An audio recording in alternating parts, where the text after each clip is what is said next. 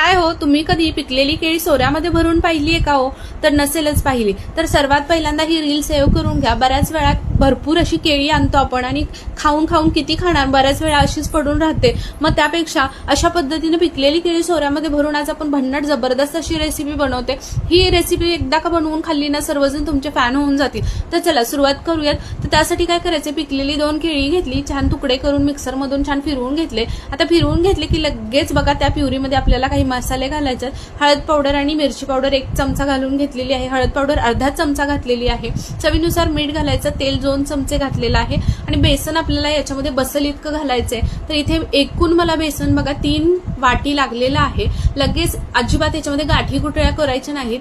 छान असा गोळा मळून घ्यायचा, तेल लावून साईडला ठेवून द्यायचं 10 मिनिटासाठी. इथे डाळवं घेतलंय, शेंगदाणे घेतलेत, कढीपत्ता घेतलाय, त्याच्यानंतर खोबरं घेतलंय, ठेचून लसूण घेतलाय पहा आणि आपल्याला इथे मकाचं पोहे लागणार आहेत. तर आता इथे सर्व जिन्नस आपल्याला तळून घ्यायचे. तर तेल कडकडीत गरम करून घ्यायचं आणि त्याच्यामध्ये आपल्याला हे सर्व जिन्नस एक एक करून तळून घ्यायचे आहेत.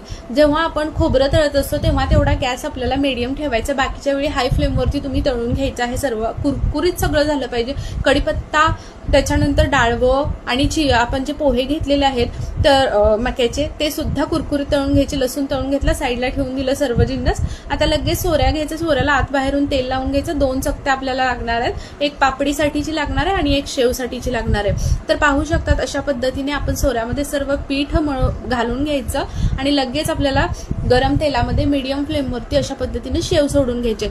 शेव सोडत असताना पहा एकच वेळा घालायचा आहे, कारण अजिबात एकमेकांना चिटकली नाही पाहिजे. अगदी व्यवस्थित तळली जावी याच्यासाठी आपल्याला व्यवस्थित तळून घ्यायचे. मीडियम फ्लेमवरती तळली की व्यवस्थित तळली जाते, कुरकुरीत राहते. अजिबात इथे करपवायची नाही. लालसर झाली की काढून घ्यायची आहे.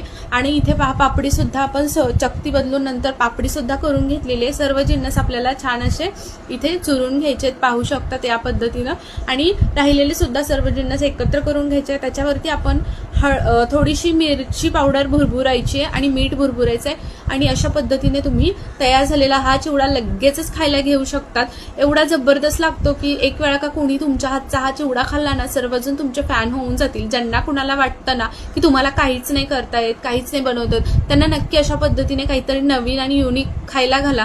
तुमचे कौतुक झाल्याशिवाय राहणार नाही. लहानांपासून मोठ्यांपर्यंत सर्वांना आवडतो आणि केळीचा आहे असं कुणाला वाटणार सुद्धा नाही. तर कशी वाटली रेसिपी नक्की कमेंट करून सांगा. रेसिपी आवडली असेल तर आपली ही रेसिपी सर्वात जास्त शेअर करा आणि चॅनलला मात्र जाता जाता फॉलो करून घ्या.